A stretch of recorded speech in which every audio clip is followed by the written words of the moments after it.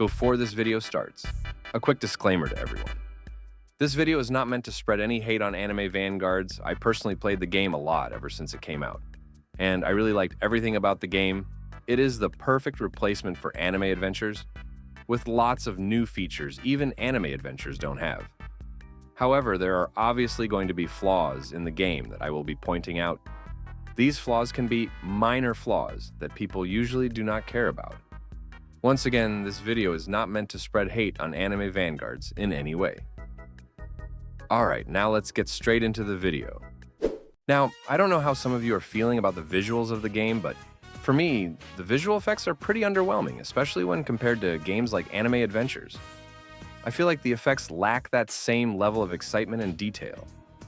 Maybe some of you don't care about the visuals as much as I do, and that's totally fine.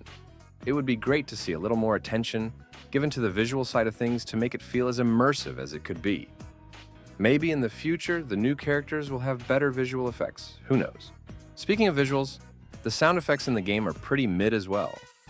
I get that the developers probably don't want to use the original sound effects from the anime itself to avoid copyright issues, which makes sense. But it feels like they just took a bunch of generic sound effects from online or maybe even other games. And it doesn't really fit the atmosphere. There's this lack of uniqueness that leaves the audio experience feeling flat. Now, I don't know if some of you have noticed this, but SJW's slashing sound effect is extremely loud compared to other characters.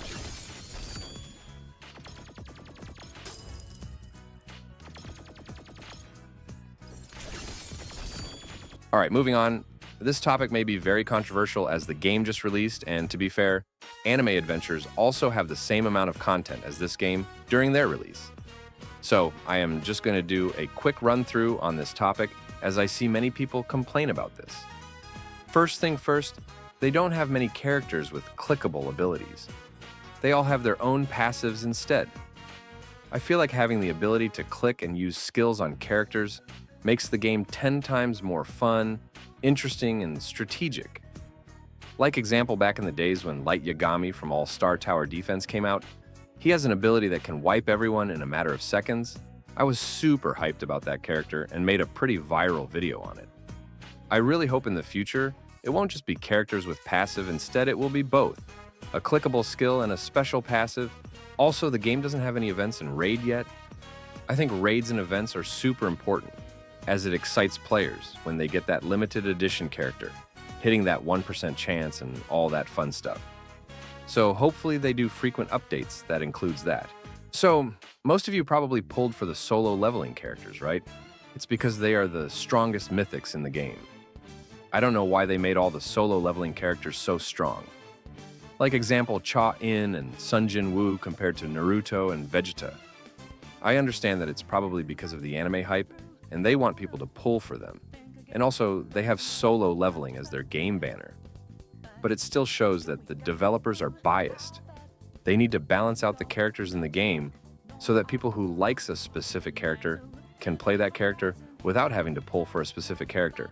Right now, the game features about 3 different animes under the mythic rarity: Dragon Ball Z, Naruto, and solo leveling. While these are all iconic and popular, I was really hoping for more variety when it comes to mythic characters. By focusing on just a few animes, it limits the diversity of the roster and the options players have for building their teams, and also players who likes a specific anime or character. It would be great if the developers expanded the mythic category to include characters from a wider range of anime before the game releases. At last, we have bugs. Once again, the game just released like literally 3 to 4 days ago. So this is to be expected.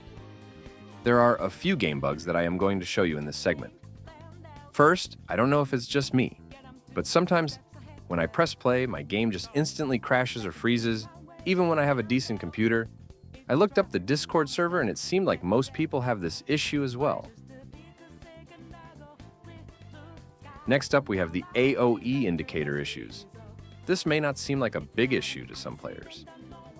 I noticed that the AOE indicator is not true to scale, and it hides under the path, which can affect gameplay sometimes.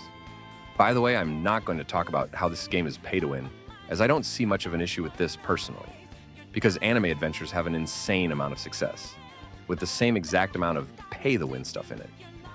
Anyways, that's all I have for this video. If you enjoyed the video, please like this video and subscribe. I'll see you in the next one.